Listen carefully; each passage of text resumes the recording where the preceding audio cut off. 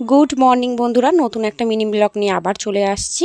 ঘড়িতে তখন বাজে প্রায় 7টা। ছেলে ঘুমিয়ে আছে, তাই কিন্তু আমি তাড়াতাড়ি উঠে কিছু কাজ সেরে নিয়েছিলাম। যেহেতু ছেলে ঘুমিয়ে আছে, প্রথমে জানলাটা খুলে নিয়েছিলাম, বিছানাটা সামান্য একটু পরিষ্কার করেছিলাম।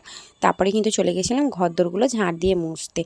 ঘরদোরগুলো মুছে, যেটা আমার প্রত্যেক দিনের কাজ থাকে, জল ভরা। এই ছেলের তো এখন আর জল ফোটাই না, ছেলে এই জলই খায়, অ্যাকোয়াগার্ডের জল। তারপরে জলটা ততক্ষণে ছেলে উঠে গেছিলো। তারপরে বিছানাটাকে খুব সুন্দর করে পরিষ্কার করে নিয়েছিলাম। বিছানা পরিষ্কার করে দেখো কতগুলো জামা কাপড় কেচেছিলাম, সেগুলোকে গুছিয়ে নিয়েছিলাম। তারপরে দেখো আবার কিছু চাদর, বেশ 2-3টে চাদর জমেছিল, সেগুলোকে ওয়াশিং মেশিনে ঢুকিয়ে এদিকে কিন্তু আমি চলে এসেছি ওয়াশিং মেশিনটা চালাতে। এটা হতে 1 ঘন্টা 16 মিনিট লাগবে, মানে পুরো শুকিয়ে বেরোবে, জাস্ট হাওয়াতে একটু মেলে দিলেই ঠিকঠাক একদম হয়ে যাবে। ততক্ষণে ছেলে উঠে গেছিলো, এই যে তারপরে ছেলেকে একটু আদর করে ওকে খাইয়ে দিয়েছিলাম। ওর খাওয়া দাওয়া হয়ে যেতে ওকে নিচে দিয়ে কিন্তু আমি চানটা সেরে নিয়েছিলাম, কেন রান্না যেহেতু বসাতে হবে।